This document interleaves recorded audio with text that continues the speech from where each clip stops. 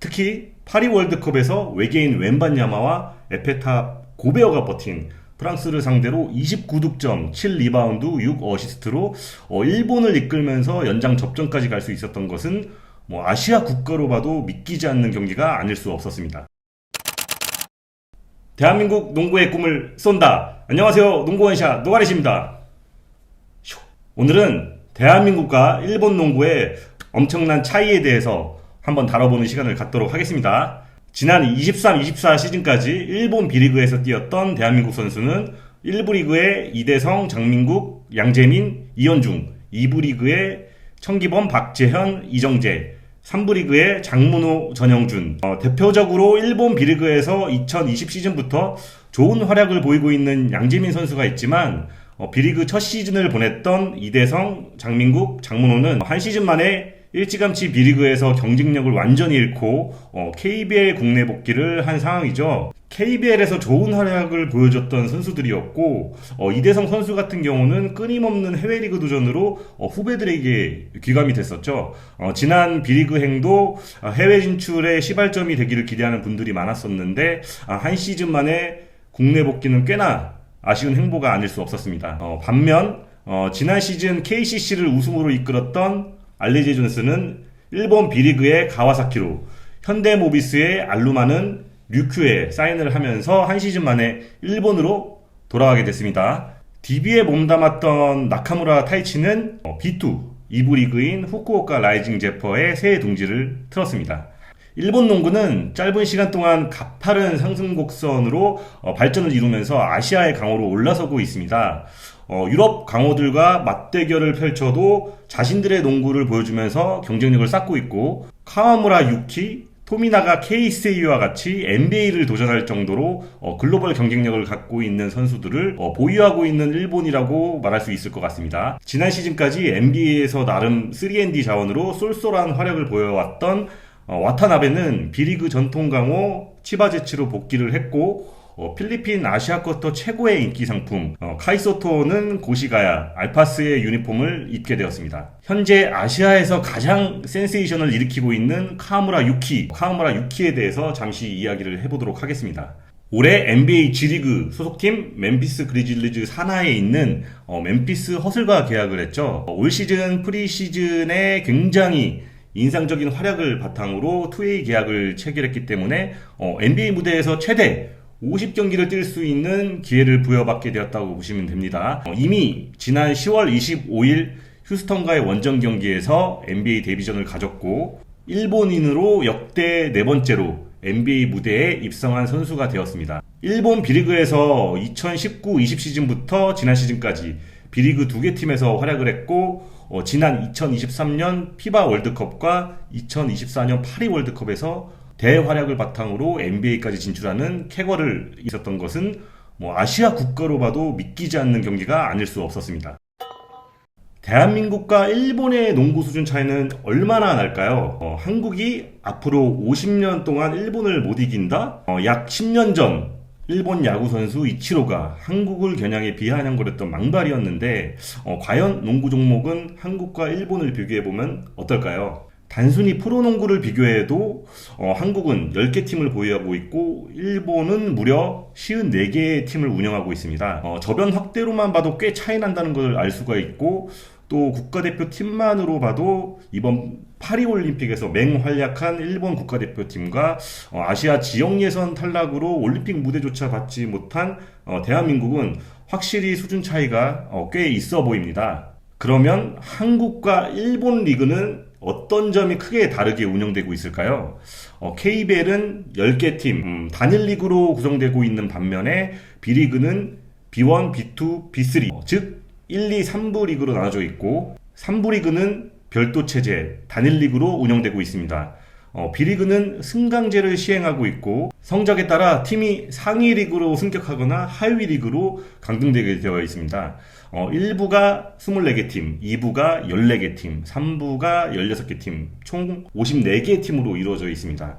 팀 수만 봐도 KBL과 무려 5배가 넘는 차이가 나죠. B리그 경기장은 최근 리모델링이 되거나 신축되는 경기장 수준이 거의 NBA급이고 시설뿐만 아니라 관중수도 아시아에서는 독보적인 수준입니다.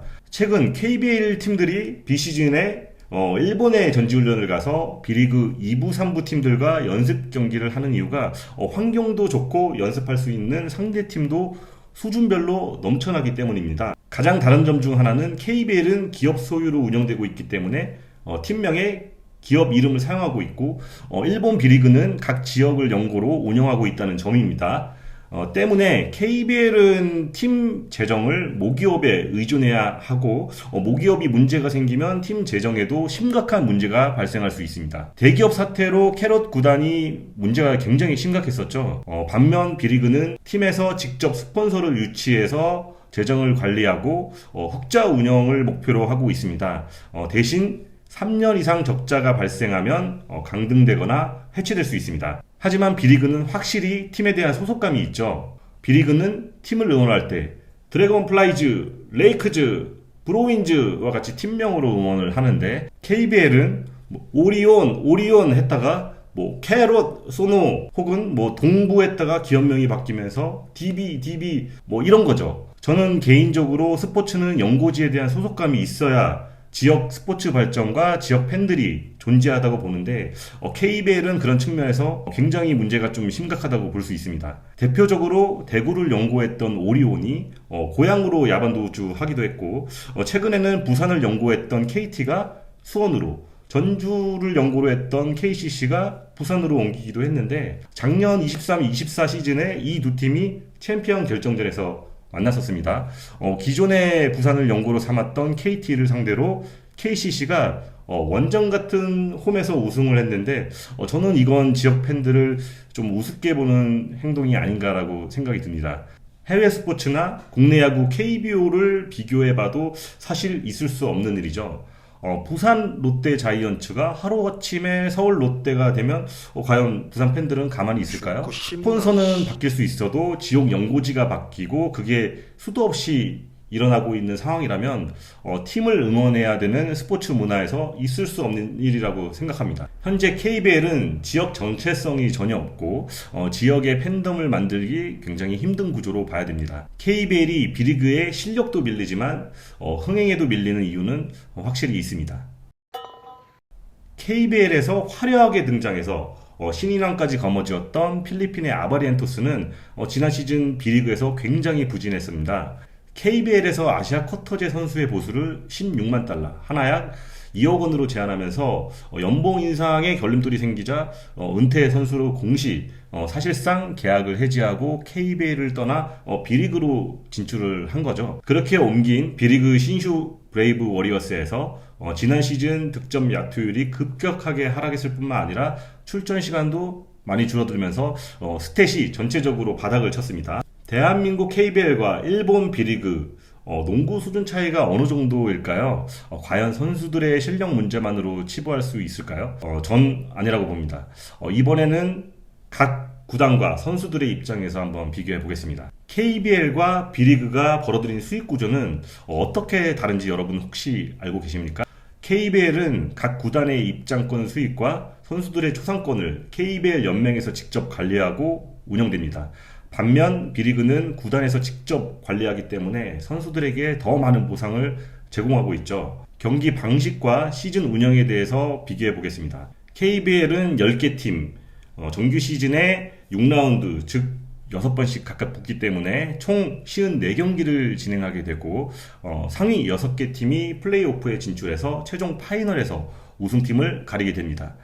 반면 B리그는 B1, 1부 리그 기준 동부, 중부, 서부 3개의 지구로 나뉘어서 팀당 60경기씩 진행하고 상위 8개 팀이 플레이오프에 진출하게 됩니다. 여기서 재밌는 것은 하위 4개 팀은 강등 플레이오프를 치르게 되고 그중 최하위 팀은 바로 B2, 2부 리그로 강등되게 됩니다. 용병제도 운영에는 더 많은 차이를 느낄 수 있습니다. KBL은 2명의 외국인 선수를 보유할 수 있고 코트 안에는 1명의 용병만 출전할 수 있는 반면에 B리그는 한 팀에 3명의 외국인 선수를 보유하고 출전이 가능합니다. 아시아 쿼터와 혼혈 선수까지 하면은 외국인으로만 주전을 꾸릴 수 있을 정도라고 보시면 될 것 같습니다. 때문에 주전과 비주전의 경기력 차이가 워낙 크고 쿼터별로 거의 다른 팀이 된다고 봐도 될 정도입니다. 이건 역시 리그를 더욱 재미있게 하기 위한 B리그의 제도라고 보면 될 것 같고, 대신 외국인 선수 경기력에 의존할 수밖에 없다는 것은 B리그의 단점이라고 말하는 사람들도 있습니다. 저는 이런 프로세스가 일본 국내 선수들이 해외 선수들을 평소에도 경험하면서 자연스럽게 국제 무대의 경쟁력을 강화시킨다고 생각합니다. 최근 KBL도 아시아 쿼터, 특히 필리핀 선수들이 많이 유입되면서 리그에 흥행하고 있는 것도 사실이죠. 대한민국 가드들뿐만 아니라 KBL에게 경각심을 심어주고 팬들에게 화려하고 즐거운 농구를 선사했던 아바리엔토스, 알바노, 벨랑겔, 구탕, 개인적으로 최근 몇 년간 KBL 연맹에서 시도한 것 중에 가장 잘 도입한 제도가 아닐까 생각합니다. KBL은 외국인 선수 2명, 셀러리 캡이 세후 80만 달러, 약 11억이고 그중 1옵션 선수의 최대 연봉이 60만 달러입니다. 그리고 재계약 시 최대 10% 정도 인상이 가능합니다. 반면 B리그는 제한이 없습니다. 100만 달러 이상의 대형 계약을 맺은 외국인 선수가 적지 않고 2년, 3년 계약도 공식적으로 가능합니다. 예를 들어 3년 계약 후 1년 만에 퇴출된다고 해도 남은 2년의 연봉을 보장받을 수 있는 구조입니다. 같은 가격이면 외국인 선수들은 어느 리그로 갈까요? 좀 더 경쟁력 있고 괜찮은 용병들이 B리그를 선택하는 이유입니다. 심지어 3명까지 뛸 수 있기 때문에 10분 정도만 소화하는 3옵션이라고 하더라도 30, 40만 달러를 투자하는 팀들도 꽤 있습니다. KCC의 알리제 존슨, 모비스의 알루마와 같이 실력 있는 외국인 선수들이 이번 시즌을 앞두고 일본 B리그로 떠난 이유이기도 합니다. 반대로 최근 B리그에서 KBL로 넘어온 외국인 선수 중에 KBL 국내 무대에서 실패한 케이스를 종종 볼 수가 있습니다. B리그에서 나름 잘했다고 하더라도 KBL 리그는 환경도 다르고 훈련량이나 맡아야 하는 역할도 상대적으로 많을 수밖에 없죠. 빡빡한 일정이나 한 게임에서 소화해야 되는 시간대도 늘 수밖에 없죠. 그래서 실패할 확률이 꽤 높을 수밖에 없고 새로운 선수에 대한 리스크가 있기 때문에 KBL 팀들에서는 2옵션 정도는 새로운 외국인들을 고려하지만 1옵션은 기존에 검증됐던 선수들을 영입하는 게 낫다는 입장입니다. 이번 시즌을 앞두고 SK의 자멜원이 다시 한번 재계약을 했고 모비스의 게이지 프림, 삼성 코피코번도 재계약을 해서 지금 뛰고 있죠. 개인적으로 가장 아쉬운 외국인 선수는 DB의 디드릭 존슨, KT의 페리스 베스인데 두 선수 다 구단에서 어떻게든 잡고 싶어 했지만 KBL보다 훨씬 높은 연봉을 주는 중국 CBA 리그로 새 둥지를 틀게 되었습니다. KBL과 B리그는 각각의 국가와 문화에 맞춰 발전한 리그이기 때문에 운영 방식과 경기 스타일, 팬 문화에 대해 여러 차이점을 보일 수밖에 없습니다. KBL은 기업 소유의 팀을 통해 재정적 안정을 추구하고 조직적인 플레이와 수비를 강조하는 경기 스타일을 가지고 있죠. B리그는 지역 연고제와 독립적인 구단 운영을 통해 팬과 긴밀한 연계를 강조하고 흑자 운영을 목표로 합니다.